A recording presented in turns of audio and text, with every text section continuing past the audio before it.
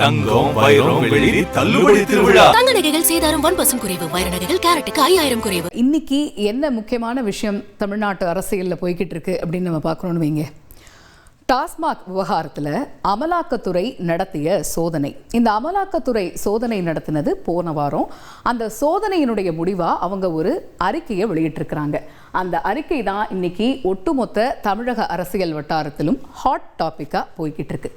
பொதுவாக அமலாக்கத்துறை சோதனை பண்ணுறாங்க அப்படின்னு வைங்க, ஏதாவது ஒரு அடிப்படை இருக்கும், ஏதாவது புகார்கள் இருக்கும். அந்த அடிப்படையை வச்சு தான் அமலாக்கத்துறையினர் சோதனையிலேயே ஒரு இடத்துக்கு போகிறாங்க அப்படின்னா அந்த புகார்களை பேஸ் பண்ணி தான் அந்த சோதனையானது இருக்கும்.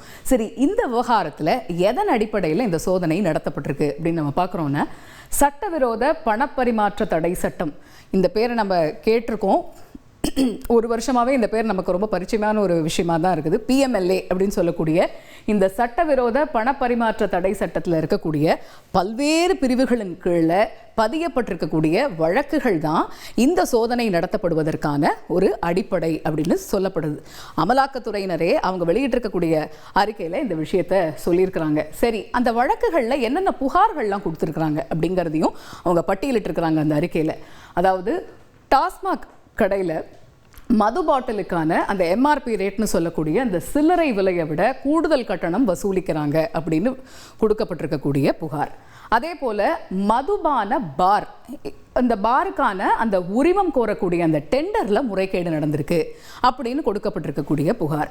அதே போல் இந்த போக்குவரத்து டெண்டர், அதாவது அந்த டாஸ்மாக் குடோன்ல இருந்தும் மற்ற இடங்கள்லேருந்தும் அந்த கடைகளுக்கு கொண்டு போகக்கூடிய அந்த டிரான்ஸ்போர்ட்டர்ஸ் அப்படின்னு சொல்கிறாங்க, அதுக்கான அந்த டெண்டர்லையும் முறைகேடு நடந்திருக்கு அப்படின்னு பதியப்பட்டிருக்கக்கூடிய வழக்குகள். அதே போல் இந்த மதுபான நிறுவனங்கள், ஆலைகள், இவங்களுக்கு சாதகமாக ஆர்டர் கிடைக்கிறதுக்காக மேற்கொள்ளப்பட்ட பல்வேறு முறைகேடுகள், இது போல இன்னும் நிறைய பட்டியலிடுறாங்க. இந்த புகார்கள் மூலமாக பதியப்பட்டிருக்கக்கூடிய அந்த வழக்குகளுடைய அடிப்படையில் தான் இந்த சோதனையானது நடத்தப்பட்டிருக்கு. போன 6ஆம் தேதி இந்த சோதனை நடத்தப்பட்டிருக்கு. சரி, இதில் எந்தெந்த இடங்கள்லாம் அமலாக்கத்துறையினர் இந்த சோதனையில் ஈடுபட்டாங்க அப்படின்னா, ஒட்டுமொத்த தமிழகத்திலையும் 7 இடங்களில் நடந்திருக்கு. குறிப்பாக சென்னையில் பார்க்குறோன்னா, டாஸ்மாக் தலைமை அலுவலகம், எழும்பூரில் அமைந்திருக்கக்கூடிய டாஸ்மாக் தலைமை அலுவலகத்தில் இந்த சோதனை நடத்தப்பட்டிருக்கிறது. அதே போல் குடோன், டாஸ்மாக் குடோன் வந்து அம்பத்தூர் தொழிற்பேட்டையில் இருக்கக்கூடிய அந்த குடோன்லேயும் நடத்தப்பட்டிருக்கிறது. அதே போல் தியாகராய நகர், மயிலாப்பூரில் இருக்கக்கூடிய தனியார் மதுபான நிறுவனங்கள், அதே போல் ஒரு தனியார் நட்சத்திர விடுதி, இதெல்லாம் சென்னையை பொறுத்த வரைக்கும் நடந்திருக்கக்கூடிய சோதனை நடந்திருக்கக்கூடிய இடங்கள். சென்னையை தாண்டி நம்ம பார்க்குறோம் அப்படின்னா, கோவையில் இருக்கக்கூடிய நரசிங்கபாளையம் அப்படிங்கிற பகுதியில் இயங்கக்கூடிய ஒரு தனியார் மதுபான ஆலை. அதே போல் புதுக்கோட்டையை பொறுத்த வரைக்கும் கந்தர்வக்கோட்டை பகுதியில் இயங்கக்கூடிய ஒரு தனியார் மதுபான ஆலை. ஸோ ஒட்டுமொத்தமாக ஒரு 7 இடங்கள், இந்த 7 இடங்களில் தான் இந்த சோதனையானது நடத்தப்பட்டிருக்கிறது. அந்த சோதனையினுடைய அடிப்படையில் தான் ஒரு முடிவெடுத்து ஒரு அறிக்கையாக வெளியிடுறாங்க அமலாக்கத்துறையினர். அந்த அறிக்கை எப்போ வெளிவருதுன்னு, நேற்றைய தினம் வெளிவருது. அந்த அறிக்கை என்ன சொல்லுது அப்படின்னு பார்க்கலாம். ஏற்கனவே கொடுக்கப்பட்ட புகாரின் அடிப்படையில் சோதனை நடத்தினதில் மது பாட்டிலுக்கு 10 ரூபாயிலிருந்து 30 ரூபாய் வரைக்கும் அதிகமாக கூடுதல் கட்டணம் வசூலிச்சிருக்கிறாங்க அப்படிங்கிறதும், அது தொடர்பான ஆவணங்கள் மீட்டிருக்கோம் அப்படிங்கிறதும் அவங்களுடைய அறிக்கையில் சொல்லப்பட்டிருக்கக்கூடிய பிரதான விஷயமா இருக்குது. அடுத்து போக்குவரத்து டெண்டர் முறைகேடு. இது என்ன போக்குவரத்து டெண்டர்னு நம்ம ஏற்கனவே சொல்லியிருந்தோம். இந்த குடோன்லேருந்தும் முக்கியமான இடங்கள்லேருந்தும் மற்ற இடங்களுக்கு கொண்டு போகிறதுக்கான அந்த மது வகைகளை கொண்டு போகிறதுக்கான அந்த டிரான்ஸ்போர்ட் லாஜிஸ்டிக்ஸ் அப்படின்னு சொல்கிறாங்க இது. ஸோ இதுக்குமே அவங்க டெண்டர் விடுவாங்க. பொதுவாகவே ஒரு டெண்டர் விடுறோம் அப்படின்னா அதில் விண்ணப்பதாரர்கள் ஜாஸ்தியாக இருப்பாங்க. அந்த விண்ணப்பதாரர்கள் என்ன பண்ணுவாங்கன்னா, அவங்க சம்பந்தமான அந்த ஃபார்ம்ஸ், KYCன்னு சொல்லுவோம் இல்லையா, நோ யுவர் கஸ்டமர் அப்படிங்கிற அந்த ஃபார்ம்ஸ் கொடுப்பாங்க. அந்த ஃபார்மும் அதே போல் யார் அந்த விண்ணப்பதாரரோ அவங்க வந்து அந்த ஏலதாரருக்கு ஒரு DD கொடுக்கணும். அந்த DDயில் இடம்பெற்றிருக்கக்கூடிய விவரங்களும் அந்த KYCயில் இடம்பெற்றிருக்கக்கூடிய விவரங்களும் மிஸ்மேட்ச் ஆகுது, பொருந்தவே இல்லை அப்படிங்கிற ஒரு குற்றத்தை இதில் வைக்கிறாங்க. அதே மாதிரி ஒரு அப்ளிகண்ட் இருக்கிறாங்க, ஒரு விண்ணப்பதாரர் இருக்கிறாங்கன்னா இத்தனாம் தேதிக்குள்ளே விண்ணப்பம் முடியுதுன்னு இருக்கும். அப்போ இந்த விண்ணப்பம் முடிகிறதுக்குள்ள ஏலதாரர் என்ன பண்ணணும்னா, அந்த விண்ணப்பதாரர்கிட்டேருந்து DD வாங்கணும். டிமாண்ட் டிராஃப்ட்னு சொல்கிறோம் இல்லையா, அதையும் அவங்க வாங்கலை அப்படிங்கிறதும் இந்த சோதனை மூலமாக தெரிய வந்திருக்குங்கிறாங்க. அதே மாதிரியே ஏலம் விடும்போது ஒரே ஒரு விண்ணப்பதாரர் இருந்தாலும் அந்த டெண்டர் அவங்களுக்கு கொடுக்கப்படுது அப்படிங்கிற ஒரு புகாரும் இருக்குது. இதில் என்ன முக்கியமான ஒரு விஷயம் அப்படின்னா, ஆண்டுக்கு டாஸ்மாக் நிர்வாகம் இந்த மாதிரி அந்த போக்குவரத்து டெண்டர் எடுத்த அந்த டிரான்ஸ்போர்ட்டர்ஸுக்கு கொடுக்கக்கூடிய அமௌண்ட் அப்படின்னு நம்ம பார்க்குறோம், ஒதுக்கீடு செய்யக்கூடிய அந்த அமௌண்ட் நம்ம பார்க்குறோம்னா 100 கோடி ரூபாய் ஆண்டுக்கு கொடுக்குறாங்க அப்படிங்கிற ஒரு தகவல் இருக்கிறது. ஸோ இந்த போக்குவரத்து டெண்டர் விஷயத்துலையும் முறைகேடு இருக்குங்கிறது அமலாக்கத்துறை நடத்திய சோதனையில் தெரிய வந்திருக்கிறதா அவங்களுடைய அறிக்கையில் குறிப்பிட்டிருக்காங்க. அடுத்து பார் லைசன்ஸ் முறைகேடு நடந்திருக்கு.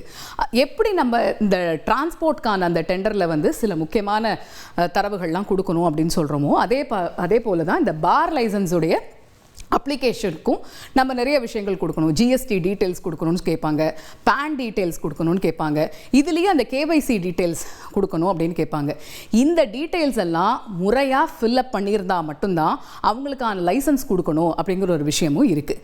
ஆனால் நிறைய பேருக்கு இந்த எந்த டீட்டெயில்ஸையும் கொடுக்காம இருக்கும்போதே அவங்களுக்கான லைசன்ஸ் கொடுக்கப்பட்டிருக்கு அப்படிங்கிற ஒரு குற்றச்சாட்டும் இருக்கு. இது தொடர்பான முறைகேடு தொடர்பான ஆவணங்களும் மீட்கப்பட்டிருக்கிறதாக அமலாக்கத்துறை வெளியிட்டிருக்கக்கூடிய அந்த அறிக்கையில் தகவல் வெளியாகி இருக்கு.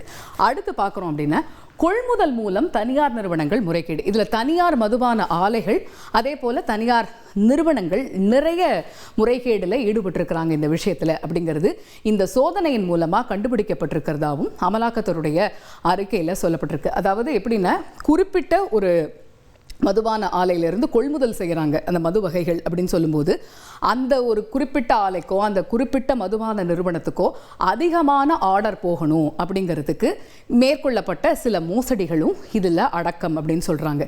தேவையே இல்லாமல் அவங்களுக்கு எக்ஸ்ட்ரா ஆர்டர் கொடுக்கறது, அந்த மது வகைகள் தேவைப்படாது ஆனால் அந்த மது வகை மேலேயே எக்ஸ்ட்ரா ஆர்டர் கொடுக்கறது, இந்த மாதிரியான நிறைய விஷயங்களை அடுக்கிக்கிட்டே போகிறாங்க.